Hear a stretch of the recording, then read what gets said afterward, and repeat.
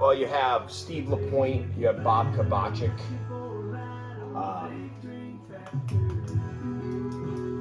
Steve Caparizzo. You have a few of them. Well, good morning from Section 8 Race Camp, The Garage. Another Garage Talk podcast brought to you by Mad Lash Company. Mad Lash, the sponsor that never shows up. Well, I'm your host, the Flying DJ Ryan Ray, and I have my good buddy here. They call him Hollywood Anthony Joseph. Good morning, Anthony. Good morning, Ryan. Well, it's, again, another Saturday rainy morning. Unfortunately. Well, I mean, we're kind of, it sounded like we had a domestic down here a little while ago with two weathermen arguing, you and your father, trying to figure out where we're going to race tonight, if Lebanon was going to get it in, or if we were going to maybe take a little road trip later on to I-88. Yeah, Robert decided he took up meteorologist school this morning. In typical Robert fashion, in meteorologist fashion, he's always wrong, so the weather says that it's going to rain at the Valley. Well, I guess we'll see what happens. I guess it all depends on if the pits flood tonight or not. Yeah, I mean, I kind of think that, by 2 o'clock, most of this should be out of here. I mean, we've already had 5 rainouts so far this year. I'd like to go racing tonight, No, absolutely. And definitely tonight being the J.C. Flack Memorial, I definitely want to be there for that. That was my first time at the event actually racing in a division, so that would be really special to be there for that. Yeah, and me being down on the track for Dirt Track Digest TV, I get to be down there with Brian Bedell, get to announce him and be down there for that ceremony, which is always pretty cool. Absolutely, yeah. It's been a really cool event for the past 13 years. I've designed some shirts for Liz Flack for the event for the past couple of years, so that was it was cool being a part of this event. We have a couple of favorite followers that follow us, like Jessica, Jess Hartman, formerly known as JP.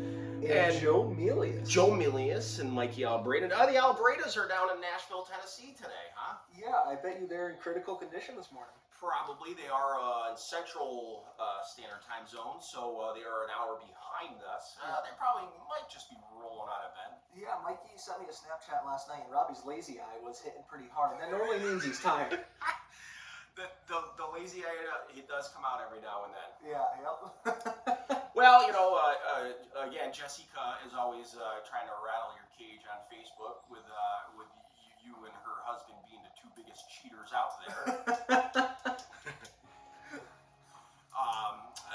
Hopefully at some point, I would love to see you at the level as, because Tim Martin's a class guy. Absolutely. Yeah.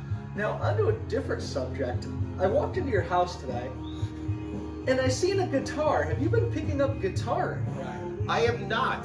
It has become a nice dust collector. I am a collector of a lot of different things. I might have strummed a chord or two back in my day, but it just kind of sits there at the moment. Fun fact, I used to be able to play hot cross buns on the guitar in middle school. Very nice. Very nice. Well, I was wondering if you were just in the mood because everybody's in Nashville, if you were just trying to cut your teeth down on the Broadway.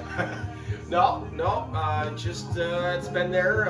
Actually, you tried playing a couple chords. It's pretty out of tune. Yeah, very out of tune. It is. I got rained out last night at Lebanon Valley Kurt Track. It's just, again, I've raced 3 times this year.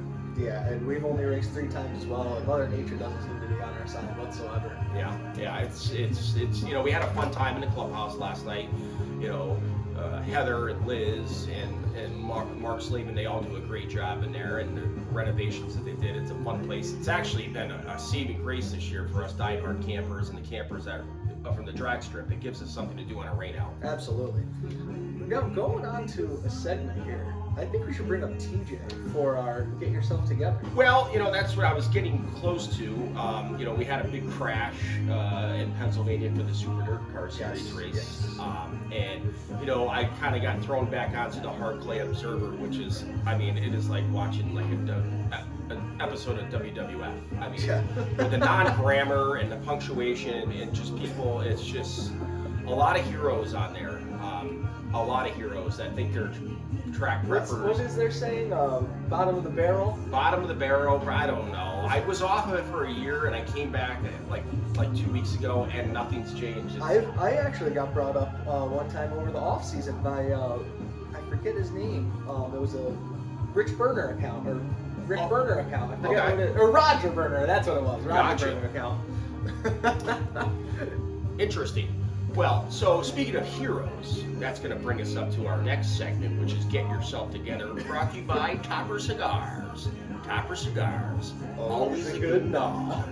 Well, speaking of heroes, our good buddy TJ Hughes out of East Potenkill, the Kill Switch Killer, made a big hero post last night. He was all ready to go stock car racing and give me a run for my feathers. Unfortunately, we had rained out last night, but TJ Hughes was ready to go for his big 3-car race schedule this year. So, you know, tell us a little something about TJ and his off season with working on the car this year. Well, TJ didn't change the axle that Paul bet until T-minus 3 weeks ago. I remember when Paul smoked the hell out of that axle, Yep. that's for sure. And so TJ had me come over and scaled, and we scaled. And sitting next to the car was still the axle because he pulled out the night before that we scaled. There was no maintenance. He couldn't get the car to run. So, why is he not working on his car? Is he like just too much of a big shot on, Kyle Sheldon's car? I mean, what's going on? I'm really not sure. I know TJ does have a lot on his plate with working. He works a lot of hours, so it's tough. I give him that. But, you got to race at a high level. You really do have to race at a high level. Again, it's we have Alana LaBoy in here right now in a race shop. Now we're trying to teach her the proper weekly maintenance and things like that because the car's not going to get done just staring at it. And that's what TJ just needs to stop staring at it. Yeah. So for you, Thomas James Hughes, the Kill Switch Killer out of East Potenkill, New York. Oh, before we do this, I just want to mention one little thing Wow. I had in my notes. You have took notes I did today. bring notes today, just like you did. I'm trying to, Yeah. follow Well, my footsteps. you mentioned something about the rug in the trailer. Yeah, so TJ makes a big hero post last night, even though, first of all, he didn't even want to race. He was hoping for a rain out. He called me at noon yesterday before they rained out and said, I really hope they rain out today because my camper's not there. And I said, that's fair. And so then I looked at his post, and it's TJ's car with a 57, but a Kyle Sheldon 44 rug. Make that make sense. When you're a wanker, you're a wanker.